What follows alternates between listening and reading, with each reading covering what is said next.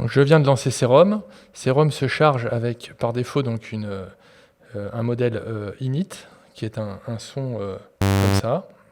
Et on va regarder maintenant comment on va pouvoir aller charger des sons qui viennent avec l'installation de Serum.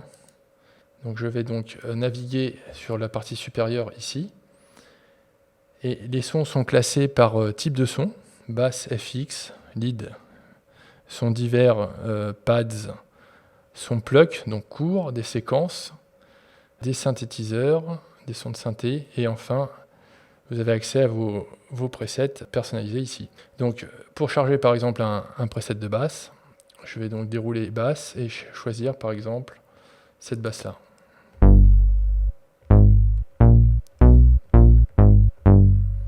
Après, je peux me déplacer donc dans le dossier basse avec les flèches.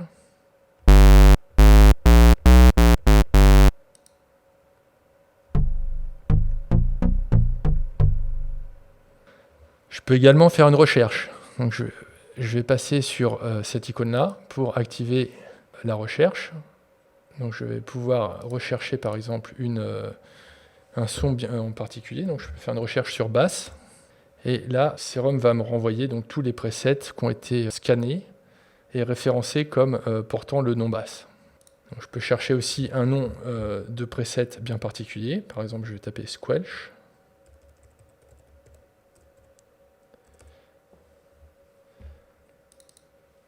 Et j'ai accès directement sur la partie gauche au son.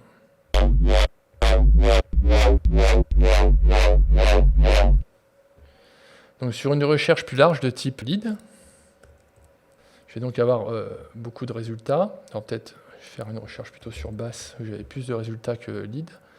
Je vais pouvoir trier la liste de gauche par nom de preset, par ordre alphabétique, ou par localisation.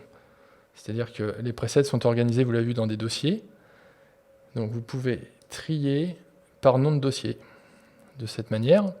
Mais vous pouvez également trier par catégorie. Là, on voit par exemple que sur ma recherche, je retrouve des presets donc, qui sont catégorisés sous basse, séquence. Je peux donc trier par catégorie. Je vais également pouvoir filtrer ce que je vois à gauche, ici, soit par catégorie, c'était donc la sélection par défaut, ou par localisation. Donc à partir de là, je vais charger donc un preset en double-cliquant sur la liste de gauche.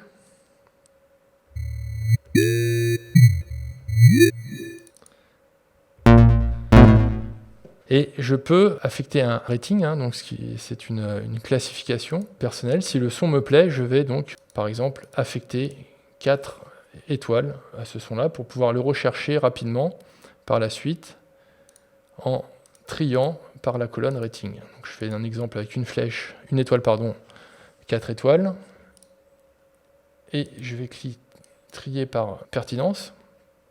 Et je récupère donc rapidement tous les sons que j'ai tagués, si on peut appeler ça comme ça, avec un nombre d'étoiles important. Il faut savoir que cette information de rating est enregistrée dans une base de données qui est associée à Serum. On va regarder maintenant les macros contrôles associés au preset. Donc pour ça, je vais aller chercher un preset qui contient plusieurs macros contrôles. Donc les macros contrôles sont affichés ici sous forme de potentiomètre jusqu'au nombre de 4. Et vont vous permettre d'interagir sur le son pour changer les propriétés du son. Donc là, ce preset-là, par défaut, il sonne comme ça. Et je vais pouvoir donc modifier le premier macro contrôle qui semble piloter la fréquence de coupure du filtre, LP filter.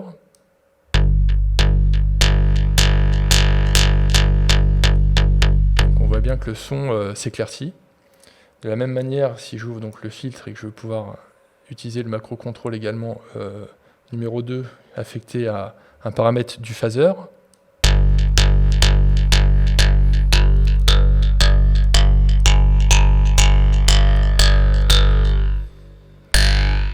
Donc ça semble ajouter une résonance au son.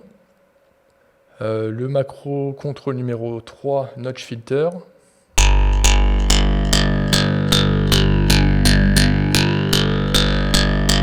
Je vais baisser un peu le son. Et enfin, le dernier semble affecté à la section d'effets.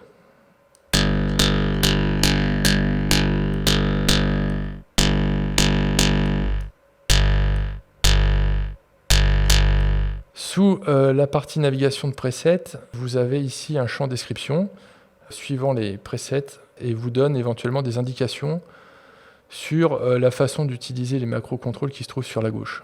Et enfin, sur la partie droite ici, vous avez l'auteur du preset.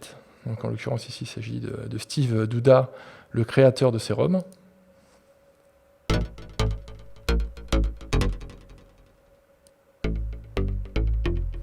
Donc vous pouvez par exemple aussi trier les presets qui s'affichent en bas par auteur. Donc pour cela, il va falloir afficher dans la partie gauche le champ auteur. Donc je vais ici choisir comme 4e colonne paramétrable le champ auteur et je vais trier par ordre alphabétique. Voilà. Et on retrouve par exemple un autre preset de GrooveQ ici.